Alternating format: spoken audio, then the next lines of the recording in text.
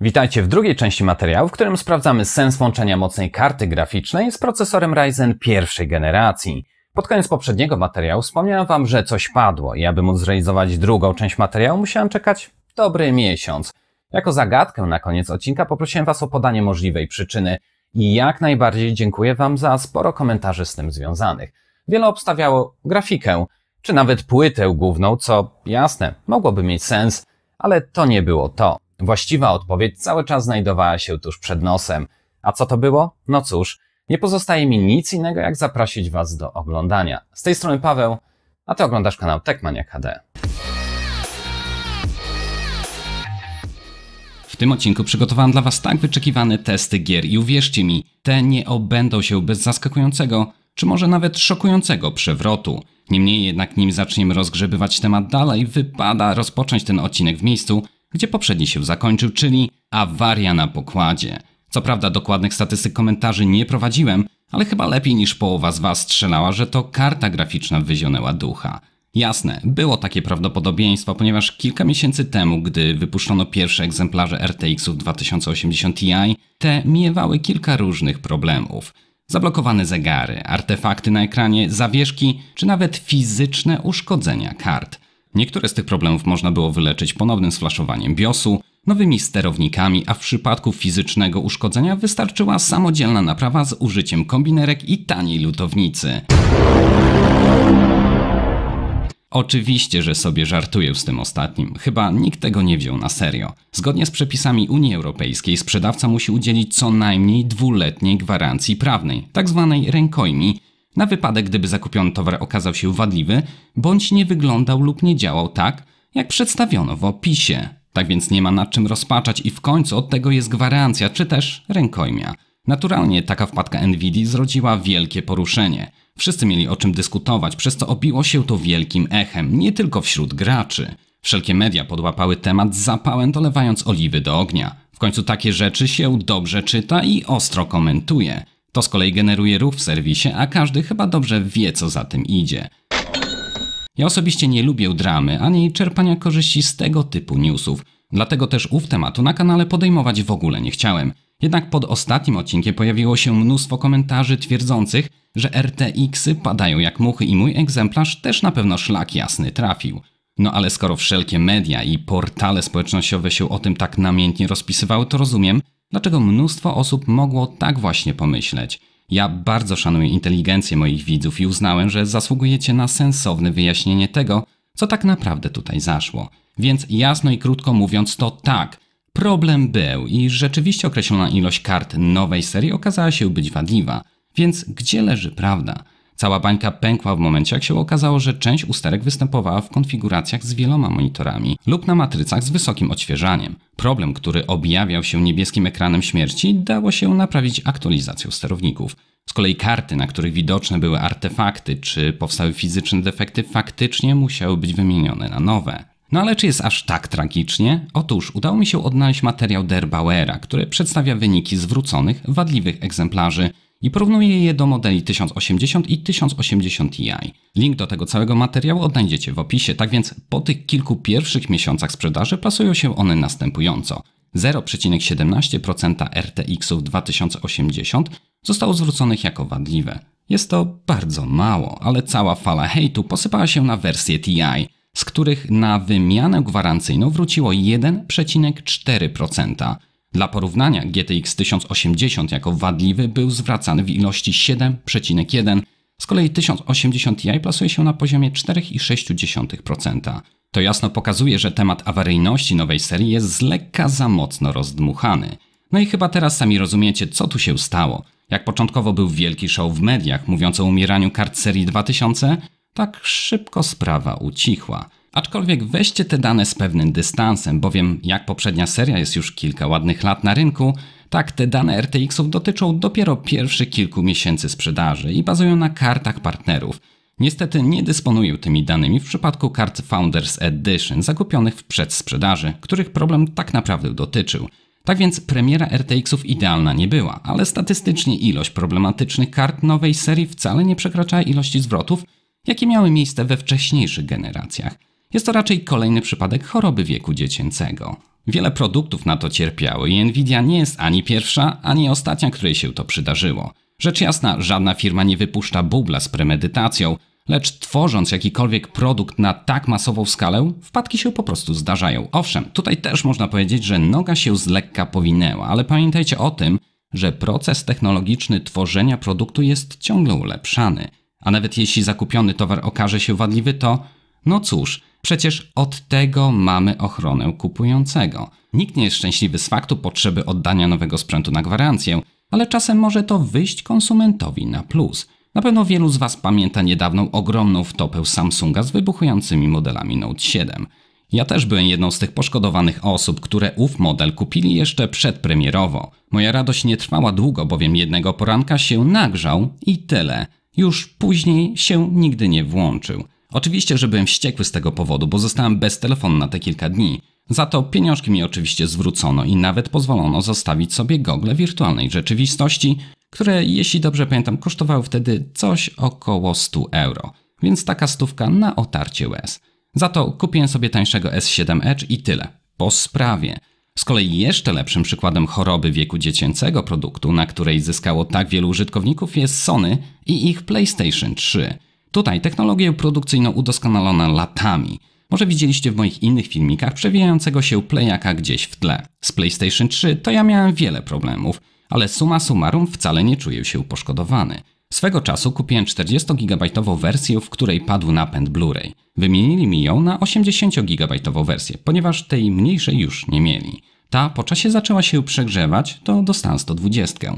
W tej po kilku miesiącach padł dysk, po czym otrzymałem wersję 320-gigabajtową, chociaż swego czasu, kilka lat wcześniej zapłaciłem za 40-gigabajtówkę. No i za każdym razem wymieniali mi też kontroler na nowy. Wiem, że już wyskakujemy troszkę ponad temat, ale chciałem tym zwrócić uwagę, że nie zawsze taki diabeł strasznie jak go malują. Osoby, którym trafiły się wadliwe RTX-y, miały po prostu wielkiego pecha i doskonale rozumiem, skąd ten żal. Mój egzemplarz póki co działa i mam nadzieję, że tak zostanie na dłużej. Jednakże wychodzę z założenia, że jak coś ma paść, to ja bardzo proszę, niech to się stanie szybciej aniżeli później, gdy po gwarancji będzie już tylko wspomnienie. Wniosek z tego taki, że pierwsze generacje psuć się lubią i proces produkcji należy udoskonalać. No ale ochłońmy już i wróćmy na główny tor, bowiem tematyka awaryjności RTX-ów zajęło nam zbyt wiele czasu w tym odcinku. Więc lećmy z materiałem dalej. Co do awarii na pokładzie, to wielu z Was obstawiało też uszkodzenie płyty głównej, kolejno chłodzenia wodnego, a nawet jedna osoba zakładała, że to LEDy. Lecz nic z tych rzeczy. Padł nowy zasilacz. I to po jakichś niespełna 20 sekundach pracy. Niestety nie udało mi się tego nagrać, bowiem nie spodziewałem się takiego obrotu sprawy. Zwyczajnie podłączyłem wszystko jak trzeba, odpaliłem kompa, wszystko wyglądało ok.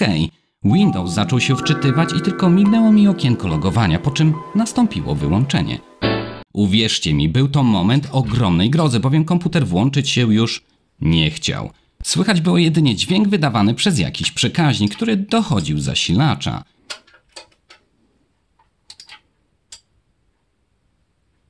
Rzecz jasna, pierwsze co mi przyszło do głowy to ups, chyba uszkodziłem kartę. Dlatego absolutnie nie mam żadnego żalu do wszystkich, którzy obstawiali ten sam problem. W każdym razie moja radość nie znała granic, gdy komputer ruszył po podłączeniu do poprzedniego zasilacza. Radość w cudzysłowie mówiąc, bowiem jak karta i cała reszta okazała się nienaruszona i w pełni sprawna, tak o frajdzie z nowego zasilacza mogłem chwilowo zapomnieć. Niemniej jednak trzeba było zacząć działać i coś z tym fantem zrobić. Po kilku czy nawet kilkunastu kolejnych próbach w dalszym ciągu nie mogłem uruchomić zestawu na nowym zasilaczu. Dlatego wszedłem na stronkę Cooler Master w poszukiwaniu wsparcia. Moment na założenie konta, rejestrację produktu i już mamy dostęp do wszelkiej pomocy. Napisałem tam stosunkowo krótką wiadomość wyjaśniającą, co się stało oraz załączyłem filmik próby uruchomienia, jak i kilka zdjęć. Później troszkę sobie popisaliśmy supportem. Poprosili mnie także o spięcie pinów i próbę uruchomienia zasilacza na sucho. Oczywiście ten nie ruszył i wszczęta została pełna procedura gwarancyjna, w rezultacie której otrzymałem nowy i jak najbardziej sprawny już zasilacz. Pytanie tylko, co było przyczyną rychłej śmierci poprzedniego egzemplarza? Wydawało mi się, że mogło to być spowodowane połączeniem USB z płytą główną, które łatwo nieopatrznie wetknąć o jeden rząd pinów dalej i wtedy byłaby to moja wina. Lecz jak później jeszcze pisałem z supportem, to ten był raczej zdania, że problem mógł tkwić w okablowaniu cable mod. Ale to już tylko takie gdybanie. W każdym razie morał z tego taki, że wszystko co działa może się zepsuć. Jednak nie powinniśmy ulegać negatywnym emocjom w takiej sytuacji. Pozytywne załatwienie wymiany gwarancyjnej odbyło się bez problemu, konkretniej rzeczowo. Tutaj najwięcej czasu pochłonęły same przesyłki kurierskie. No ale jak znacie już całą historię, wiecie co zaszło i rozumiecie skąd to opóźnienie, to możemy w końcu przejść do głównego wątku tego odcinka. Aby móc wyciągnąć jakiekolwiek wnioski łączenia Ryzena z tak potężną kartą, musimy przyjrzeć się bliżej kilku grom oraz przeanalizować ich wydajność. W tym zestawieniu przygotowałem obecnie najpopularniejsze tytuły oraz takie, które w dalszym ciągu są mocno ogrywane czy zapadły nam w sentyment. Zacznijmy od tego, co obecnie jest na fali. Mowa tu oczywiście o Assassin's Creed Odyssey. Gra podoba się 94% użytkowników Google'a, a że sam ją obecnie ogrywam, muszę się zgodzić, że rozgrywka jest miła, a sam klimat mocno wciąga. Chociaż nie brakuje tu monotonicznych zadań i powtarzalności, lecz dzisiaj nie przyszło nam rozstrzygać o tym, czy gra jest dobra czy nie, a mamy przeanalizować jej wydajność. Tak więc spójrzmy na tabelę wyników.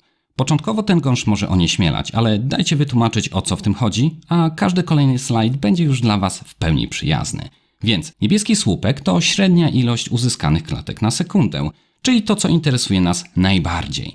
Czerwony to 1% najniższych FPS-ów, z kolei jasny pomarańcz odpowiada 0,1% z tych właśnie najniższych klatek i jest to zwykle wartość bardzo podatna na wszelkie fluktuacje czy też odchylenia. Rejestracja 0,1% low bywa bardzo przydatna, do czego jeszcze wrócimy, ale póki co patrzcie na jasno-pomarańczowe słupki z lekkim dystansem. Dla ułatwienia możemy przyjąć, że w moich wykresach zachowana będzie zasada 3. Mamy 3 słupki z ilością klatek, czyli średnie, 1 oraz 0,1% low.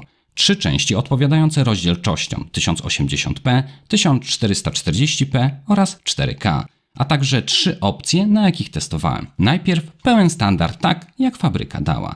Następnie CPU-OC, czyli po podkręceniu procesora. Z kolei ostatnie uwzględnia podkręcenie procesora oraz karty graficznej.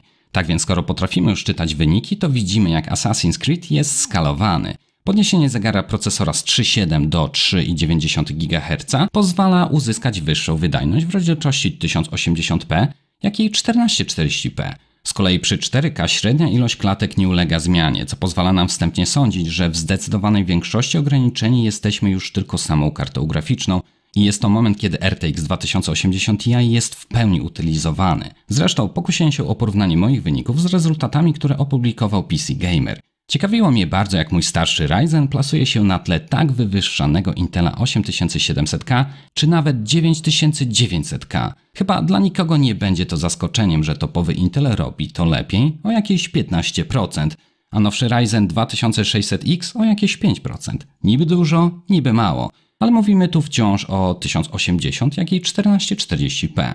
Z kolei w rozdzielczości 4K różnica się zaciera, a nawet uzyskiwałem średnią wyników przekraczającą to, co opublikował PC Gamer na platformie z Intelem 9900K.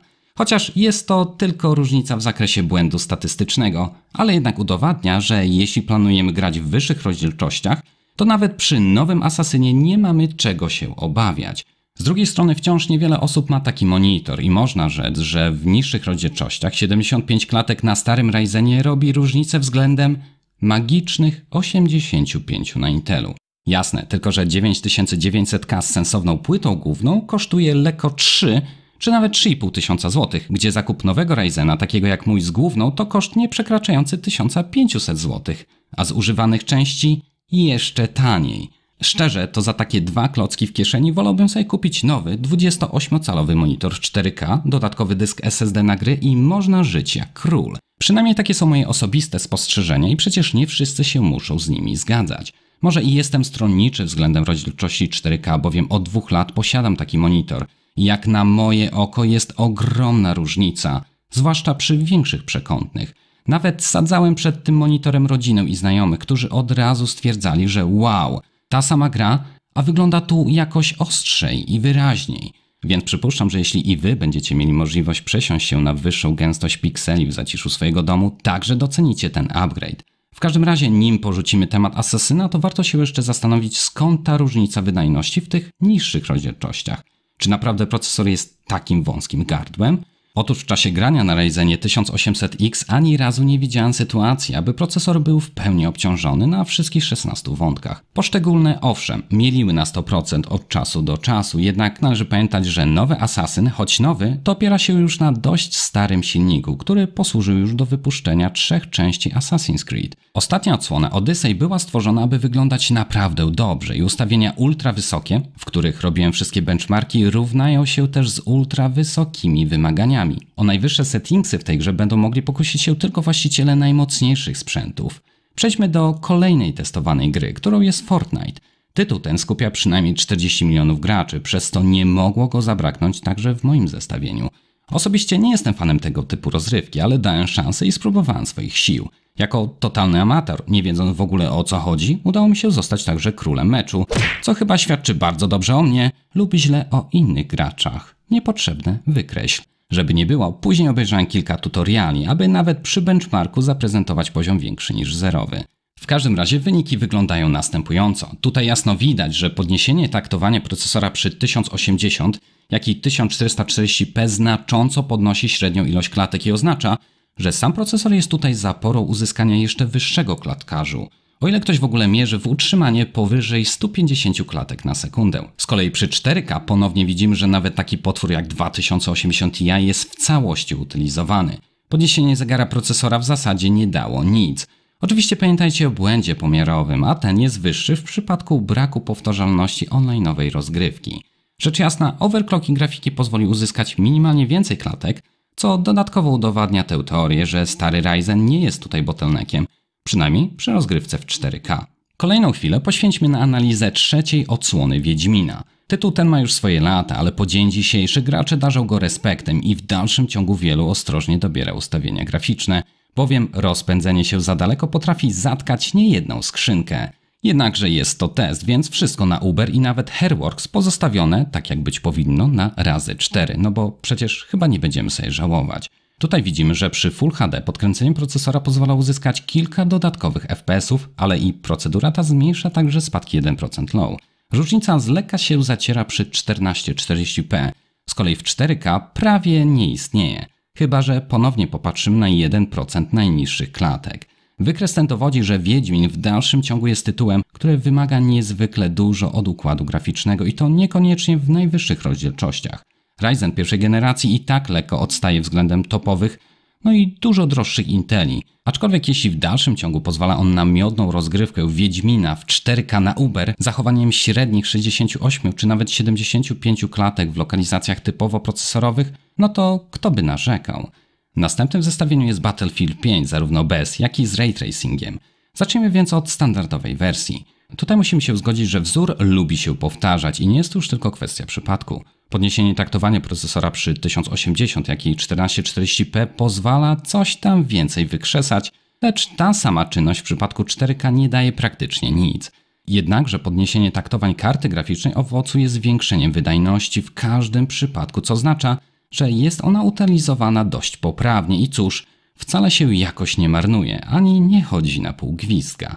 Przy włączonym ray tracingu Ryzen 1800X wychodzi obronną ręką, bowiem śledzenie promieni w czasie rzeczywistym od samego 1080p wykorzystuje pełen potencjał najmocniejszej konsumenckiej karty graficznej. Tutaj widzimy, że podkręcenie RTX 2080 Ti przy 1080p daje 5% wzrost średniej uzyskanej ilości klatek. Jednakże przy 1440p, jak i przy 4K jest to blisko 10% wzrost wydajności. Ostatnia odsłona Battlefielda jest świetnym momentem, aby pokazać Wam, jakie karta notuje maksymalne zapotrzebowanie na energię. W końcu DirectX 12, Ray Tracing i 4K nie zostawia suchej nitki nawet na takiej konstrukcji. Tutaj przy standardowych zegarach notujemy pobór rzędu 250-260 W. Z kolei po overclockingu wartość ta zwiększa się dość znacząco i potrafi przerzucić zawrotne 310 W. Furmark, znany też jako lewitujący ponczuszek, potrafi przebijać ścianę poboru 320 W. Oczywiście OC karty daje nam spory wzrost wydajności, ale i ciepła, przez co nawet moja obudowa Cooler Master H500P Mesh, która należy do jednych z najbardziej przewiewnych i pięknych na rynku, zaczyna mieć trudności w utrzymaniu karty poniżej 80 stopni Celsjusza. Tutaj po dłuższych sesjach i na pełnym OC GPU dobija nawet 85 stopni. Oczywiście jest to w dalszym ciągu przy standardowych ustawieniach wentylatorów karty. Te można suwaczkiem zachęcić do żwawszej pracy, co pozwala utrzymać już akceptowalne temperatury nawet po overclockingu. Taki manewr naturalnie idzie w parze z większym hałasem. Jednakże jeśli ktoś serio ma potrzebę pchać 2080 Ti tak mocno, to chyba gra też w dobrych, wygłuszających słuchawkach, jak na profesjonalistę przystało. Jeszcze gdyście byli ciekawi, to pobór przy zwykłej pracy w Windowsie waha się w okolicach 52 W. Dobrze, sporo tych wykresów i danych, ale bez obawy zbliżamy się już powoli do końca i niespodzianka coraz bliżej. Jeszcze tylko szybki rzut oka na GTA 5. Tutaj chyba nikt nie będzie jakoś mega zaskoczony z wyników, zważywszy, że jest to starszy tytuł, którego optymalizacja pozostawia wiele do życzenia. Z jednej strony widać, że podkręcając procesor uzyskujemy wyższą średnią ilość klatek, z drugiej strony zaś obciążenie procesora nawet w 1080p waha się pomiędzy 25 a 50%. Jest to jawny dowód na to, że GTA 5 nie jest w stanie wykorzystać potencjału drzemiącego w 8-rdzeniowym 16-wątkowym Ryzenie i tylko wysoki zegar ją zadowala. Nie żeby te 100 klatek to było jakoś źle, ale zarówno procesor jak i karta graficzna są dalekie od pełnej utylizacji. Pozostaje mieć już tylko nadzieję, że GTA 6 będzie lepiej temat ogarniało. Pytanie tylko, ile lat przyjdzie nam na nią czekać. Dobrze więc, omówienia gier mamy już za sobą i nadszedł czas na szokujący twist, którego nikt się nie spodziewał. Otóż, ilu z Was zwróciło uwagę na fakt, że wszystkie testy po overclockingu procesora przeprowadzili na 3,9 GHz? Pytanie, dlaczego tak mało? Przecież kilka miesięcy temu wcześniej przy okazji filmiku instruktażowego o podkręcaniu Ryzena dość łatwo uzyskałem w pełni stabilny zegar 4 GHz, a w Game Mode nawet 4,15 GHz. Przy pracy nad tym filmem, gdy przeprowadzałem pierwsze testy z zegarem 4 GHz, coś mi mocno, ale to mocno tutaj nie pasowało. Spójrzcie na to i wiem, potrzeba chwili, aby to przetrawić. Żeby za mocno nie mieszać, skupcie się póki co tylko na rozdzielczości Full HD, czyli pierwszy zestaw 3 słupków. Pierwszy przelot bez podkręcenia w 1080p wygląda jak trzeba. Tu jest akurat wszystko ok. Lecz gdy zejdziemy oczko niżej i popatrzymy na podkręcony procesor do 4 GHz, widzimy, że jak średnia ilość klatek wzrosła, tak 1 i 0,1% low leży, kwiczy i umiera. Tak ogromne spadki ilości klatek w żadnym razie nie są pożądanym zachowaniem. Sytuacja ta się ciągnie i ciągnie dla wszystkich pozostałych rozdzielczości. W 4K podkręcenie procesora z 3,7 na 4 GHz owocuje spadkiem już nie tylko tych najniższych FPS-ów, ale także średniej ilości klatek. Jest to dowodem na to, że podkręcenie procesora nie tylko jest nieopłacalne w tym momencie, ale wręcz szkodliwe dla gameplayu. Część z Was może teraz powiedzieć: Paweł, co mnie obchodzą jakieś tam tabelki, co mi teraz wyświetlasz? Ja chcę grać i to jest dla mnie najważniejsze. Jeśli ktoś z Was tak pomyślał, to już pędzę z wyjaśnieniem, że te słupki pokazujące średnią z najniższych klatek nie są widoczne tylko tutaj w testach, ale spadki te zauważalne są gołym okiem w czasie grania. Mówiąc po chłopsku, to gdy podkręciłem procesor do 4 GHz, to gra co chwila się przycina. Tak autentycznie co kilkanaście sekund było perfidne ścięcie. Gdy wróciłem do bazowego zegara, problem znikł. Oczywiście, że wielokrotnie weryfikowałem te dane, przeinstalowałem sterowniki, ubiłem wszystkie zbędne procesy w tle, wykonałem kilka restartów, aktualizacji i sprawdziłem rezultaty na kilku innych grach. Dalej to samo. Ogólnie rzecz biorąc, trochę mnie to zatkało i pomyślałem, że nie zaszkodzi podpytać o przyczynę kogoś, kto w temacie overclockingu siedzi bardzo głęboko. Dlatego skontaktowałem się z Konradem z Extreme Hardware. Jest to prawdopodobnie najwybitniejsza grupa zajmująca się ekstremalnym podkręcaniem w Polsce. Przesłałem swoje dane oraz spostrzeżenia, prosząc o wskazówkę. Konrad odpisał mi z podaniem przyczyny. Stwierdził, że jest to wina niestabilnego OC. Pomyślałem, że jak dla mnie to trochę bez sensu. Jak może być niestabilne, skoro po złożeniu komputera wszystko w grach było ok, a żadne spadki przecież nie miały miejsca? Wykonałem wtedy też wszystkie przeloty w Prime 95, w OCCT, w Cinebench, a wiele godzin renderowania udowodniło, że OC mojego Ryzena na 4 GHz było stabilne. No właśnie, ale czy słowo było może być tu kluczowe? Skoro od ostatnich testów dalej mam tę samą płytę główną, to samo chłodzenie, te same ustawienia w BIOSie z tym samym napięciem, to co niby miałoby się zmienić? No cóż, pomyślałem, no ale testy te wykonałem i jakie wielkie było moje zdziwienie, gdy komputer wykrzaczał się na Prime 95, OCCT, czy nawet od czasu do czasu na którymś przelocie w Cinebench. Zapadła groza. Czyżbym na własnej skórze doświadczył degradacji procesora? Czy koniec jest bliski, mój Ryzen umiera? Czy za kilka miesięcy będę musiał go zakopać w ogródku? W przerażeniu odnalazłem wątki w sieci, gdzie część użytkowników potwierdziła moje najstraszniejsze obawy, doświadczając tych samych problemów. Jak kiedyś ustawiony zegar śmigał, że miło, tak teraz ni hu hu. W ich przypadku nawet podbijanie napięcia zdawało się na nic, aż po prostu musieli się poddać i obniżać taktowanie. No to teraz zabiłem wam klina. Czy procesory AMD przedwcześnie się kończą? Czyżby Ryzeny były jakieś wybrakowane? Z takim osądem absolutnie nie ma co wyskakiwać. Przynajmniej jeszcze nie. Owszem, taka możliwość istnieje, ale jedna jaskółka wiosny nie czyni. Może egzemplarz, który mi się trafił, jest 1 na 10, a może 1 na 100 000. Z drugiej strony AMD na pudełeczku ślicznie podaje, że bazowy zegar to 3,6 GHz, a w specyfikacji piszą, że XFR, czyli podbicie do 3,7, może nastąpić w sprzyjających warunkach. Może, co wcale nie oznacza, że musi. Zanim do takiego taktowania spadnę, to pewnie minie jeszcze kilka kolejnych lat. Jeśli w ogóle. Niemniej jednak moim świętym obowiązkiem jest mówić wam prawdę. Samą prawdę i tylko prawdę. Tak jak powiedziałem już wcześniej, szanuję waszą inteligencję i wierzę, że wyciągniecie też własne konkluzje z przedstawionych przeze mnie tutaj faktów. A te widzicie jakie są. Podkręcony procesor do 4 GHz kiedyś problemów nie robił, teraz powoduje jakieś lagi. Może i gry wcale się nie zawieszają, ale są widoczne momenty, kiedy procesor jakby staje wryty i nie wie co jest grane. A to daje się odczuć podczas zwykłego, codziennego gamingu. Tak więc ziarno niepewności zostało zasiane. Niemniej szału z tego robić jeszcze nie powinniśmy. Aby móc jednoznacznie stwierdzić, że w Ryzenach przedwcześnie dochodzi do degradacji, należałoby przeprowadzić testy w ściśle kontrolowanych warunkach na wielu egzemplarzach i testbenchach. Po takich badaniach można by było dopiero coś stwierdzić na pewno. Na dodatek od czasu ustabilizowania OC mojej sztuki było kilka aktualizacji BIOSu, był cały szał związany ze Spectre i Meltdown, co oczywiście mogło mieć wpływ, ale raczej bardziej na wydajność, a nie na możliwość utrzymania taktowań przy tym samym napięciu. Tak więc w temacie degradacji póki co pewności mieć nie mogę, ale jeżeli za kilka miesięcy znowu będę zmuszony do dalszego zrzucenia zegarów, to będzie już jakimś dowodem. Może wy macie jakieś przemyślenia na ten temat? Czy zauważyliście także w swoich procesorach, że sufit im się powolutku obniża? Jeśli tak, to chętnie poczytam o waszych doświadczeniach w komentarzach. W każdym razie podjęliśmy się dzisiaj kilku naprawdę zawiłych tematów, łączących się w jedną spójną całość. Ustaliliśmy, że trąbienie o umieraniu RTX-ów było z lekka przesadzone.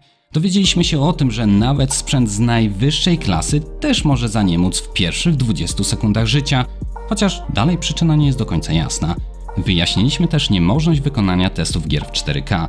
Wszystkie te poboczne tematy miały posłużyć nam w celu wyciągnięcia konkretnych wniosków i odpowiedzieć na pytanie zawarte w tytule filmu. Czyli, czy łączenie RTX 2080 Ti z Ryzenem ma sens? Otóż moim zdaniem tak. Jeśli mamy zwrócić uwagę na całość, to jak najbardziej tak, ma to wiele sensu. Oczywiście spiknięcie RTX z mocniejszą platformą Intela da kilka dodatkowych klatek. To jest w 100% prawdą, ale to ma sens jedynie dla tych, którzy nie liczą się z kosztami, dla których ekonomiczność zakupu nie ma najmniejszego znaczenia i chcą wydajności za wszelką cenę. Mówiąc o ekonomiczności, mam tutaj na myśli nie tylko niższą cenę zbudowania skrzynki z Ryzenem, ale sam fakt, że AMD obiecało wspierać podstawkę AM4 przez dość długi okres. W tym czasie na jednej płycie głównej można sobie przejść 3, może nawet 4 generacje Ryzenów, gdzie Intel najlepiej co roku kazałby sobie płacić za upgrade, co jest absolutnie nieuzasadnione i zalatuje czystą chciwością. Reasumując to owszem, moja platforma oparta na najstarszym Ryzenie jest wąskim gardłem dla nowego RTX-a, ale tylko w niskich rozdzielczościach i to nie jakoś drastycznie bardzo. Z kolei różnica w rozdzielczości 4K praktycznie wcale nie istnieje. No a skoro już od 2 lat mam 32-calowy monitor z natywną rozdzielczością 4K, to mogę grać równie komfortowo, co użytkownik 3-krotnie droższej platformy opartej na Intelu 9900K. Tak jak powiedziałem wcześniej, za taką różnicę można sobie kupić nowy, wypasiony monitor z Adaptive Synciem, który teraz jest wspierany także przez Nvidię. Kiedyś, gdy kupowałem swój monitor, producent nawet się nie przyznawał do tego, że wspiera on technologię zmiennego odświeżania, a tu miłe zaskoczenie. Po aktualizacji sterowników Nvidii mogę włączyć nawet kompatybilność z G-Sync. Czajcie jaki bajer. No i tym miłym akcentem będę się już z wami powoli żegnał. Chciałbym jeszcze przeprosić, że film ten był aż tak długi i wiem, że YouTube'owa społeczność preferuje 5-minutowe materiały. Jeśli pomimo długości ten ci się podobał, pamiętaj o łapce, udostępnieniu go dalej, a także komentarzu, bowiem każdy jeden czytam. Co do trzeciej części z tej serii, to nie wiem jeszcze, czy takowa się pojawi. Jeśli chcielibyście kolejną, to dajcie znać. Może w niej udałoby się wsadzić Ryzena trzeciej generacji i byśmy zrobili te same testy, tylko na innym procku. To mogłoby być bardzo ciekawe, tak sprawdzić, jak daleko uda się zajechać na jednej, dość przeciętnej płycie głównej. Chyba że macie inne propozycje, jeśli tak, to napiszcie poniżej. Dziękuję za wysłuchanie do końca, mówił do Was Paweł. Trzymajcie się, cześć.